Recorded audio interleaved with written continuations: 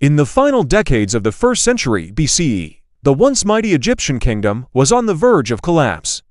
The Ptolemaic Dynasty was crumbling from within, the royal court was a snake pit of intrigue, and to the west, the shadow of Rome was growing longer and longer. Amid this gathering storm, a young woman, barely 17, stepped onto the stage not as a pawn, but as a master player.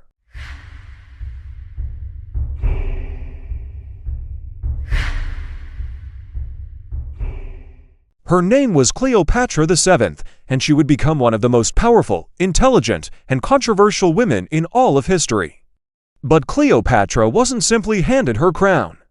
Her path to power was anything but smooth, paved with conspiracy, exile, and a brutal civil war against her own family. Cleopatra hailed from the Ptolemaic Dynasty, a royal line of Macedonian Greek descent that had ruled Egypt since the death of Alexander the Great in 323 BCE, the dynasty's founder. Ptolemy I was one of Alexander's most trusted generals, and he declared himself pharaoh of Egypt. For nearly 300 years, his descendants sat on the throne, but they remained a foreign elite. Most of them spoke only Greek, living isolated from the very people they ruled. Cleopatra, however, was different. She was born around 69 BCE to Ptolemy XII, a weak and unpopular king nicknamed Auletes, the flute player, because he was far more interested in music than in governing. During his reign, Egypt became dangerously dependent on Rome, crushed by massive debt and paralyzed by political instability. Despite the chaos of her childhood, Cleopatra received a world-class royal education. She was deeply trained in philosophy, mathematics, rhetoric, astronomy, and the art of politics. But most importantly, she broke a 300-year-old tradition and became the first Ptolemaic ruler to learn the Egyptian language. The historian Plutarch tells us she could speak as many as 9 different languages. She wasn't just a political figure, she was a true scholar, a brilliant communicator, and a cultural chameleon. This ability to connect with different peoples would become one of her greatest political assets. In 51 BCE, her father died, leaving the throne jointly to Cleopatra and her 10-year-old brother, Ptolemy XIII. According to tradition, they were meant to rule together as co-regents and, as was the custom, to marry. But Cleopatra had no intention of sharing power. Your decisions affect us all, not just your throne.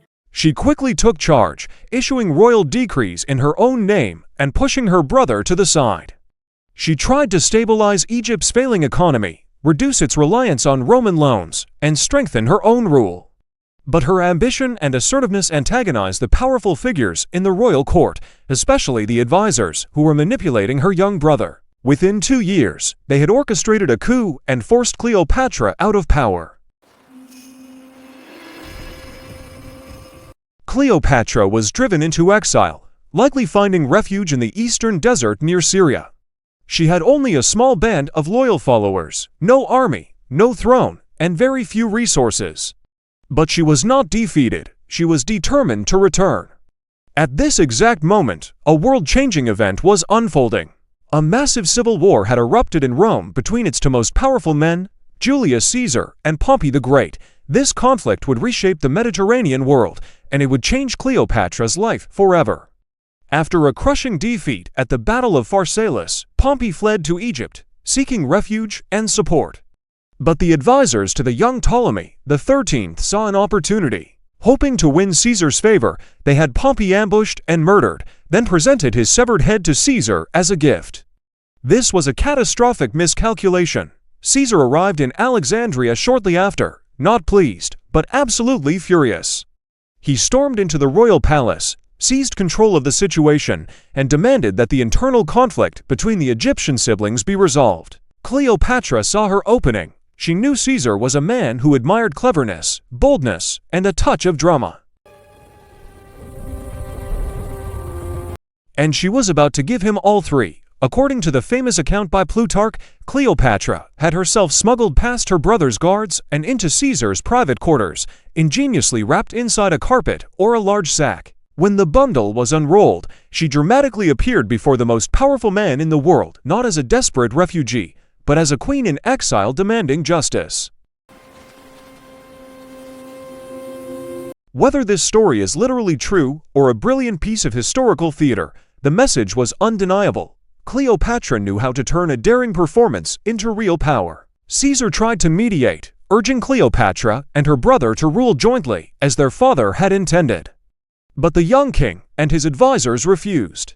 The political tension exploded into open warfare in the streets of Alexandria. The royal palace itself came under siege, and in the chaos, a fire broke out that tragically damaged the city's famed libraries. During the fighting, Ptolemy XIII tried to escape across the Nile but drowned. Just like that, Cleopatra was the undisputed ruler of Egypt. To maintain the illusion of royal tradition, Cleopatra married her even younger brother, Ptolemy XIV, but he was a king in name only. The real power belonged to her, and increasingly, to her new Roman ally, Julius Caesar. Their political alliance soon became a personal one. In 47 BCE, she gave birth to a son she named Caesarion, Little Caesar. While Caesar never officially named the boy as his heir in Rome, Cleopatra boldly proclaimed him the son of Caesar and the future king of Egypt. She had achieved the impossible. She had survived betrayal, exile, and civil war, returning to her throne more powerful than ever before. But her alliance with Rome, first with Caesar and later with Mark Antony, would bring just as many dangers as it did benefits. Her name was now whispered not only in the markets of Alexandria, but also in the hallowed halls of the Roman Senate. And this was only the beginning of her legendary story. In this first chapter of her life, we see a brilliant young woman outmaneuvering powerful men, using her sharp intellect, diplomacy, and sheer courage to reclaim her birthright.